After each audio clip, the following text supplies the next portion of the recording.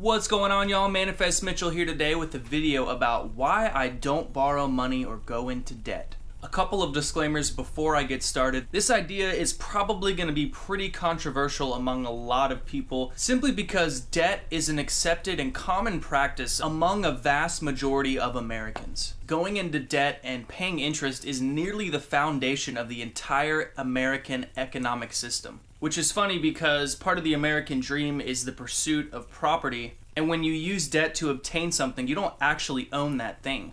You actually just own the obligation or the debt to whomever you borrowed the money, which means that you don't actually own that thing owns you.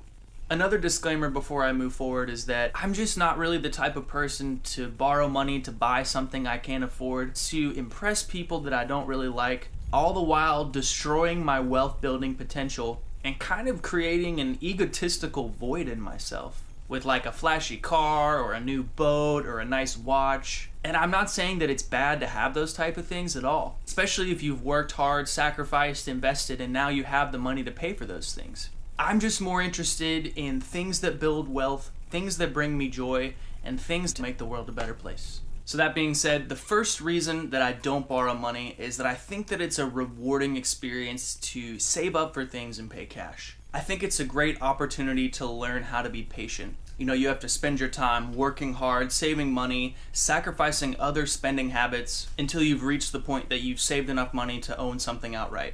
It also teaches self-control and self-discipline to delay the instant gratification and pleasure of having that item right now. Today's consumer culture is such that you can order an item off of Amazon or online and in just a day or two it'll arrive on your doorstep. You can find whatever entertainment or media you're interested in by just turning on your phone or your TV. And I think that if you take the time to wait things out, think about it, weigh all the options, in the end you'll make an overall better purchase decision. Lastly, when it finally comes time to make the purchase, you don't have to worry about fooling with paperwork and loan officers and mortgages and borrowing money from this person and that person. You get to look like a baller dropping fat stacks on whatever it is that you're gonna buy. The second reason that I don't borrow money or go into debt is that paying cash for things minimizes your risk. When you actually own outright what you have, you're building a solid foundation to build wealth. Like I said earlier, it might be a lot easier to borrow and leverage your way into wealth, but it's just so much safer overall to pay cash. Now, as far as risk goes, you're always going to have some sort of risk when you tie your money up in things or make an investment. And don't get me wrong, especially with how young I am, I want to be as aggressive as I can with sort of the risk tolerance and how much reward you can receive from the investment. That being said though, if you have a bunch of investments that you owe money on and you're in debt to all these different people and you lose your job or your income changes, you're gonna find yourself extremely stressed out about how you're gonna make your payments, which investments are your top priorities to keep if you're gonna have to lose any of them. Not to mention being foreclosed on or not being able to pay back a debt or a loan is totally gonna screw up your credit. But luckily, if something does happen to your income and you actually own everything outright, you can have peace of mind and breathe knowing that you don't have payments coming out your ears just to own a bunch of stuff that you can't afford. Lastly, especially on like real estate or cars or anything where the value is going to fluctuate, paying cash for things is going to minimize your risk of being upside down on something, defaulting on a loan, or a bank calling the loan.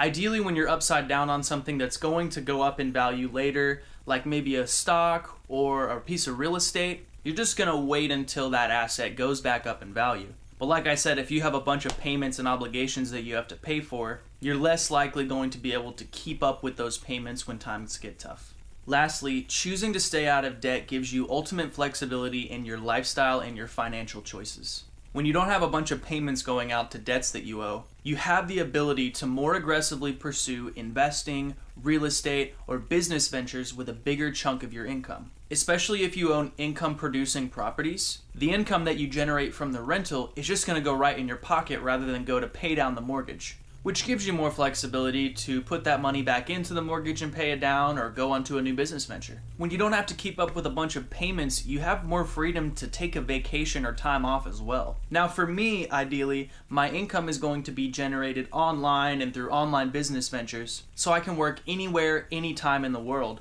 However, if you have a job that you have to commute to every day, and you're not giving all your money out on payments to people you owe money to, you can kind of plan out and travel for extended periods of time at your convenience whenever it makes financial sense. Lastly, when you don't owe a bunch of other people money, you have the flexibility to help others and give to others with more peace of mind.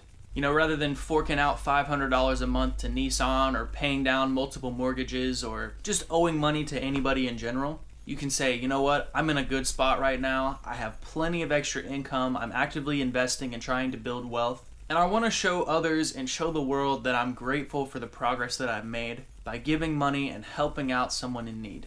And that's a big part of what it's all about to me. Working hard, making smart investment decisions, not wasting my money on things that I don't need, but using the fruits of my labor and the benefits of my hard work and sacrifice to make the world a better place. Thanks again so much for watching, y'all. Let me know what you think in the comments below. How have you used debt or paid cash for things in order to build wealth? If you disagree with me, and a lot of people probably do, I'd love to hear your thoughts about what I said. The main backlash that I can see in the future from this video is that, yes, you can progress in your wealth, build wealth more quickly, and make a lot more money more quickly by leveraging the right things with debt. Especially in real estate, a lot of people will put down a small down payment, and by the time they've paid back enough of the loan or the property is appreciated enough in value, they'll take whatever equity they have in that home and kind of double down by splitting up the equity they have into that property into another property to continue acquiring more real estate and using those properties as income producing real estate. This is totally fine and well if you're willing to take that risk, and I don't think it's a bad thing to borrow money. It's just not the way that I choose to live my life. And the way that you should choose to live is to hit that like button and subscribe to my channel. Thanks again for watching, y'all. I'll catch you on the next video.